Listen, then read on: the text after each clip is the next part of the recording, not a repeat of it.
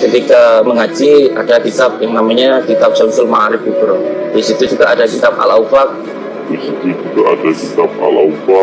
Atau beberapa kitab membawa hikmah ya.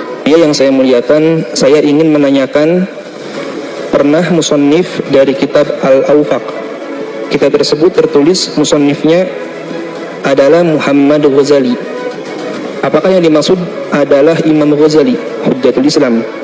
Saya sedikit syok tentang pengarang kitab tersebut adalah benar-benar Imam Ghazali yang saya sebutkan di atas.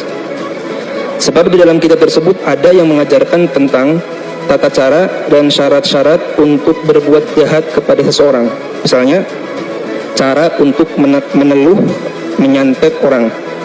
Di sana tertulis syarat untuk melakukan tersebut adalah dengan menggunakan darah daripada anjing.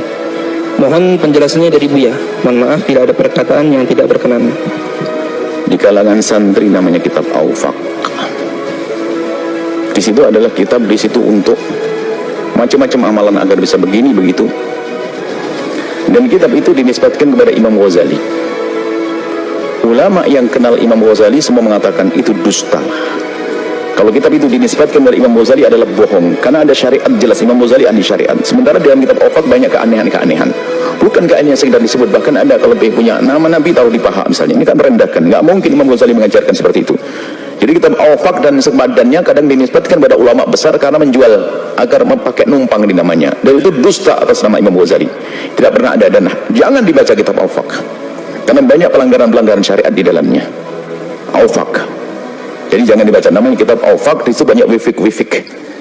Tidak diperkenankan baca kitab itu, dan dusta dinisbatkan oleh Imam Ghazali. Kalau kita kenal Imam Ghazali dengan kitab-kitabnya, sangat bertentangan dengan yang disebutkan dalam kitab Awfaq tersebut. Jadi itu bukan karangan Imam Ghazali, itu dinisbatkan dusta. Hanya karena sudah masyhur ya begitu, dipikir benar itu milik Imam Ghazali. Tapi tidak, itu bohong dan jangan dibaca. Tidak boleh kita membaca kitab-kitab seperti itu. Kesesatan dan berbahayanya salah satu kitab